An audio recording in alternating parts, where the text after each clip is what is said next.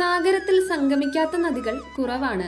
പർവ്വതങ്ങളിൽ ഉത്ഭവിച്ച് മലനിരകളിൽ പിച്ചവെച്ച് അവ താഴ്വാരങ്ങളിലേക്ക് ഇറങ്ങുന്നു. ലോകത്തിലെ ആയിരക്കണക്കിന് വരുന്ന നദികളുടെ ബാല്യം ഏതാണ്ടിങ്ങനെ തന്നെ.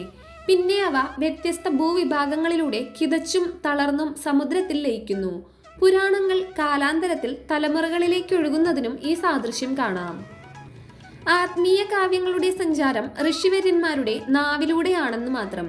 വക്താവിലൂടെയും ശ്രോതാവിലൂടെയും ആ കഥകൾ അനശ്വരതയിലേക്ക് ഒഴുകുന്നു.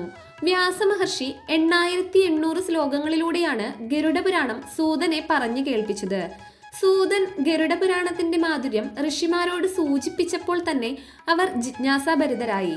മഹാമുനിയായ വ്യാസൻ അരുളിയത് എത്രമാത്രം മനോജ്ഞമായിരിക്കുമെന്നവർ ചിന്തിക്കാതിരുന്നില്ല.